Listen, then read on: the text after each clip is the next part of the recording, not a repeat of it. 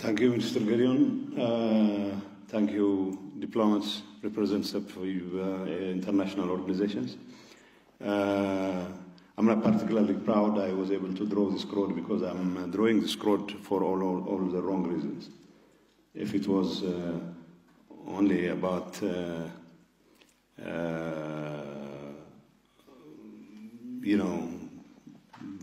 good news and all that, that would have been better. But anyway, the gist, the focus of my presentation is going to be around the need to avoid a deterioration of the situation in my part of the country, and for the international community to do everything within its power to make sure that this situation is arrested, and of course peace and stability is maintained, and the Pretoria Agreement, and of course its full implementation is guaranteed. So it's my hope and expectation that the brief explanation I gave would, as Minister Gideon has pointed out, be informative, and at the same time it will give you an opportunity to calibrate the kinds of support you would give the people of Tigray, so that whatever deteriorating security situation there is not going to lead to a complete breakdown of law and order. Of course, it doesn't lead to the kind of war that has caused the loss of hundreds of thousands of lives.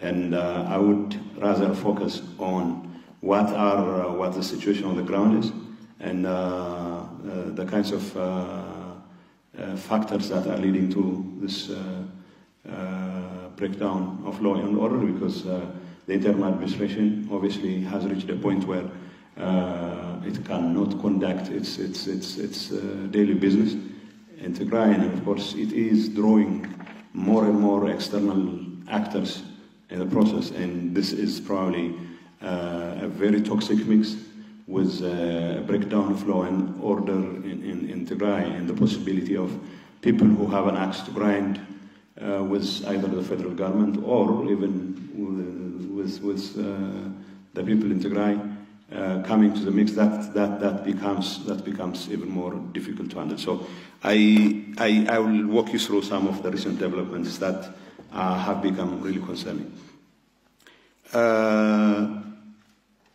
Since the establishment of the interim administration, the party to the Pretoria Agreement, the parties to the Pretoria Agreement, TPLF and the federal government, took it upon themselves to set up an interim administration. Well, as you probably know, it took a few months of wrangling for the interim administration to be set up. Obviously, the ruling party, TPLF, had its own internal problems, and this led to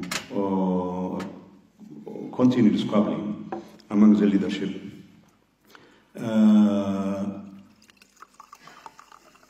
But at some point, the leadership was not able to address its internal problems, and it led to a splinter of the very organization. The faction that obviously decided to conduct its own Congress, despite opposition from the Federal Electoral Board, decided that it was the only entity entitled to determine the nature and the composition of the interim administration, without, of course, the consultation with the federal government. This led to the takeover of various zones and various localities in Tigray by this group, denying the interim administration access to significant parts of Tigray. And of course, our hope and expectation was for the interim administration to conduct its business in a matter of a year and a half. But despite the best of our efforts, or the best of the efforts of people who were really focused on discharging their responsibilities as per the Pretoria Agreement, the kinds of impediments that were being put by this faction of the TPLF made it almost impossible for the interim administration to conduct its business. Of late, you see, as part of the Pretoria Agreement, we have embarked on disarmament and demobilization and reintegration process. It was a success, quite a success when we launched it, but there have been setbacks here and there. Unfortunately, some members within the TDF, some members within the TDF leadership decided to recognize that faction, the faction that has conducted Congress as the only legitimate authority in Tigray. And obviously, such a decision flies full in the face of the Pretoria Agreement, because the interim administration's composition or structure or even continuity can only be maintained in consultation with the federal government. So, although we have different views with regard to which faction is legitimate or illegitimate, the fact that this particular faction obviously was given some sort of blessing by some members of the TDF leadership simply means that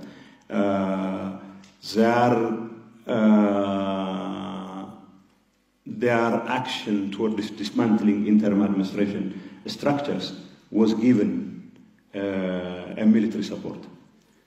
So it introduced another disturbing element in the efforts of the faction, the TPLF faction, simply because members of the Tigray forces were being used to dismantle structures, to remove interim government officials, and to install officials which are appointed by this particular faction, which, as far as we're concerned and as far as the federal government is concerned, has not been recognized by the National Electoral Board itself. So this created a confusion, not only a confusion, this was done as part of the campaign to maybe arm twist the federal government into making concessions. That's for the federal government to decide, but the fact that it made it difficult for the interim administration to carry out its activities, especially the most important activities such as the return of IDPs and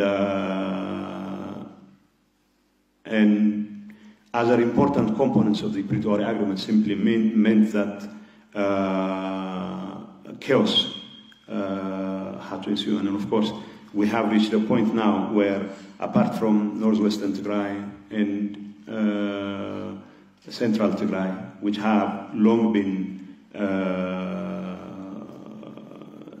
taken over by this faction of the TPLF, now we have reached a point where even administrations in the capital, Magala, are being forcibly seized by this faction. Appointees by the interim administration are being rounded up. In many cases, protesters are being fired at. In almost every part of Tigray, there is a roundup of people who are said to be not only sympathizers, not only appointees, but also sympathizers of the interim administrations. Now, it's one thing for a faction to claim that it is entitled to take over power, but it's entirely different to do it in such a way that the very agreement that brought it into the picture, which is the Pretoria Agreement, is threatened. Now, the process of the implementation of Pretoria itself has been lackluster at best. The return of IDPs, especially Western Tigray, has not been. We have barely scratched the surface as far as the return of IDPs. We have made efforts to return IDPs in southern Tigray and the northwestern part of Tigray. We still have a long way to go before we can say that the security situation even there is conducive enough for people to feel comfortable. But even where we have made modest progress, the situation on the ground simply means that they have little access to humanitarian aid. They have little access to the kinds of amenities people who have returned to their homes are entitled to. It's very unfortunate. The case of Western Tigray, although we have been working with the federal government to expedite that process, yes, we have been putting blame squarely on the federal government for a year and so, but I have to admit at this point in time that the last 8 or 9 months, it would be very unfair for me to continue to blame the federal government, because the ball was in our court, and because of the political squabbling, because of the kind of confusion that has characterized the situation on the ground in Tigray, we're not able to discharge our part of the responsibility the last 8 or 9 months. We still insist that the source of the most important source of the confusion in Tigray and in the politics in Tigray is our failure to return IDPs. We have hundreds of thousands of people living in very squalid conditions, and everyone wants to take advantage of the fact that they have not been returned to blame, to apportion blame against each other. So the faction of the TPLF would blame the interim administration for having failed or having being a sellout to the federal government, whatever that means. And yet, it often, through practice, stands in the way of a possible return of IDPs, despite our best of efforts to coordinate with the federal government. Obviously, we have been missing in action almost for 8-9 months now. Another complicating factor here, of course, the question of DDR. We're supposed to resume DDR yesterday, and the security situation on the ground, I have been told, has made it almost impossible for the resumption of the DDR process, which has been stalled for quite some time now. The DDR is quite critical because tens of thousands of combatants really need it. And of course, the readiness on the part of members of the TDF to go through this process of DDR has been quite significant. But I have to admit that the leadership, myself included, were not particularly forthcoming when it comes to the expeditious implementation of the DDR process.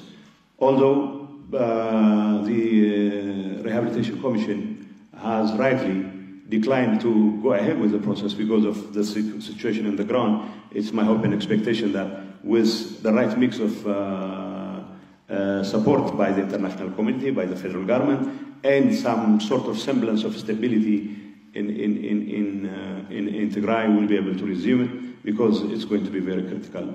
Tigray cannot afford more than 200,000 combatants sitting in camps, of course, living off what little is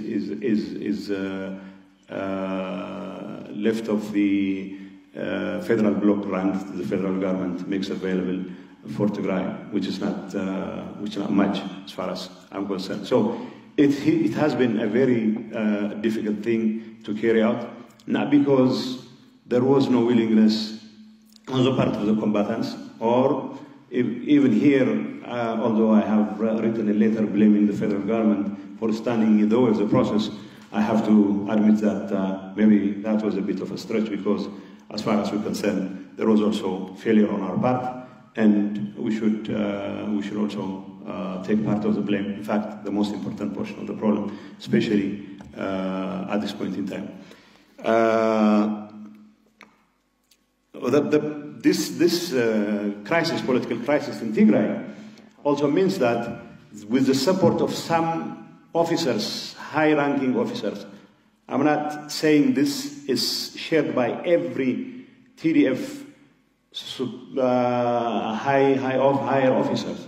There are some who, for one reason or another, assume that the best option for Tigray is to continue to support one faction of TPLF. And that faction of TPLF has also members, senior members, who feel that it is very difficult to trust the federal government. So naturally, they are inclined to find greener pastures elsewhere. And unfortunately, those greener pastures are not quite reassuring as far as the stability of Tigray is concerned.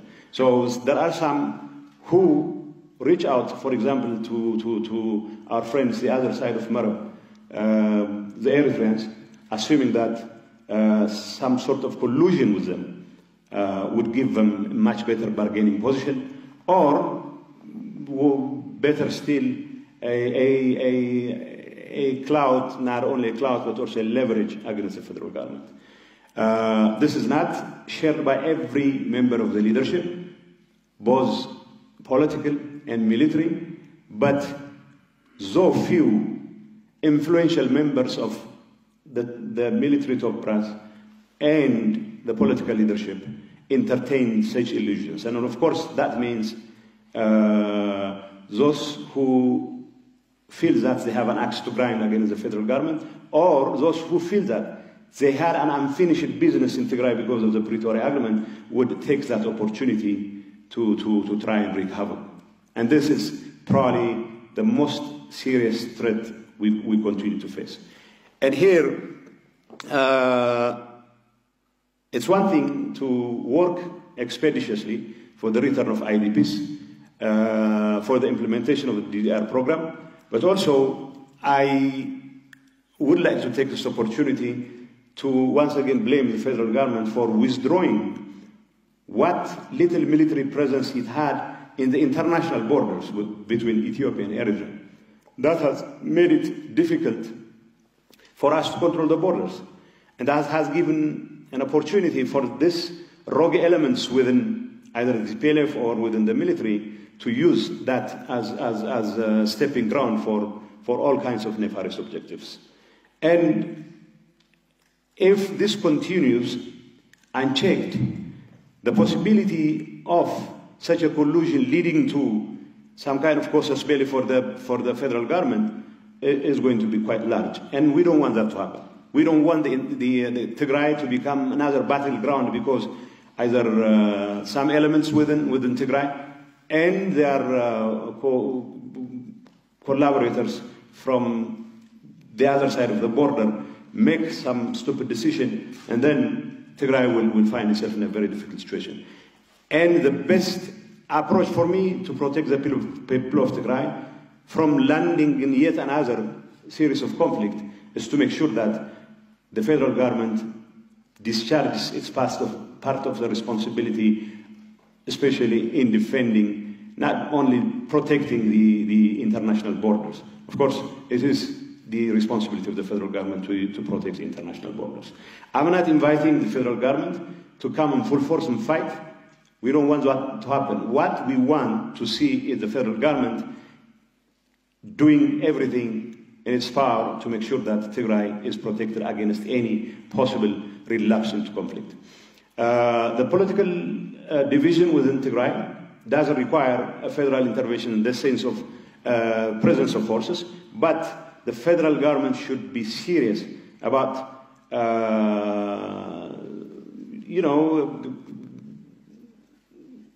calling a spade a spade. Those who have made it their business to try and destabilize an interim administration, which also threatens the very Pretoria Agreement itself, holding them responsible when they try and disrupt the conduct of the interim administration, as it has become abundantly clear, is also something I hope would help us in averting yet another crisis.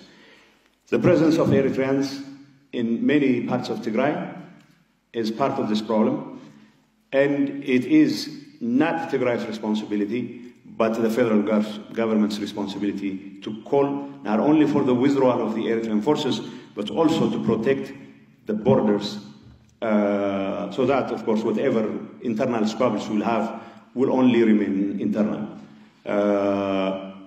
So, in this case, I would also like to call upon international partners who've been supporting the Pretoria process to really not only express their concerns, but also step up to the plate and make their voices heard.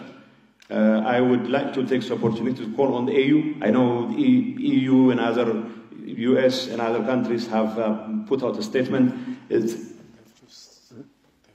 Oh, they did? Yeah. He spared me. Okay, thank you. Anyway, I would expect that sort of not just statements, but also enduring attention to what matters here. What we have to do here is to make sure that miscalculations in our part of the region have never been in short supply. So I would call on the international community and the federal government to do whatever in their power to help us avoid miscalculations, whichever direction they might come from. So it's often those miscalculations which have resulted in devastating wars, and the last thing Tigray is ready to entertain is yet another round of devastating war. And of course, any instability in Tigray is going to destabilize Ethiopia, not just Ethiopia, with a very toxic mix of external actors coming into the picture. It is going to further destabilize the region. So one has to once again call on the international community and of course our partners, the federal government, to do everything within their power to help us avoid those miscalculations.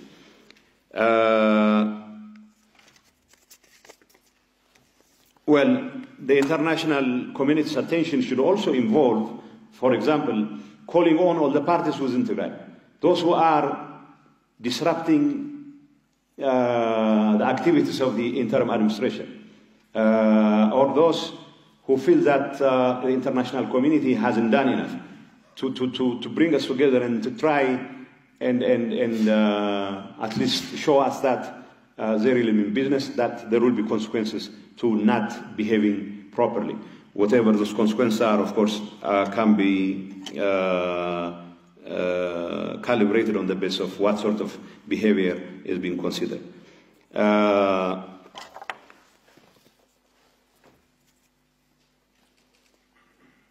And of course, basic services, including humanitarian aid for Tigray. I know the federal government has been doing tons of things in terms of restoring basic services, in terms of provision of social services such as education and health. There are a number of areas in light of the enormity of the destruction that was wrought on Tigray. We still have a long way to go. It's very unfortunate. Rehabilitation efforts in Tigray have not been really carried out simply because the last 2 years have been spent on squabbling over internal political matters. But for the international community and for the federal government to once again take the opportunity to try and assure the Tigrayan public that they will continue to have access to those basic services. And of course, we still have hundreds of thousands of millions of people depending on food aid, with of course the lack of resources. The problem has become even more acute at this point in time. So once again, not just basic services, but also humanitarian aid and other factors should also be things that we should consider. And of course, the international community and the federal government clearly supports the interim administration, but with the mandate of the interim administration, at least legally speaking, coming to a close very soon, the federal government needs to find a way to make sure that the interim administration, in fact, gets a new lease on life. But if that's going to happen, we have to also make sure that it is given all the means at its disposal to expedite the process of implementation of Pretoria, and of course, until the conduct of free and fair elections. I don't exactly know when those elections are going to be held, but then the focus should be the fullest possible implementation of Pretoria. But final remark I have to say, I would like to reiterate, at this point in time, the situation on the ground in Tigray is characterized by some people, not every officer, some politicians, not every politician, trying to take advantage of the lawlessness, especially in the northern part of the region, to try and work with external actors to destabilize not only the federal government and also the region. And that will definitely have a potential to make Tigray a battleground, and that is the last thing the people of Tigray expect to see. So we call on the international community and the federal government to do everything within their power to avoid a relapse into yet another conflict. Thank you, ladies and gentlemen.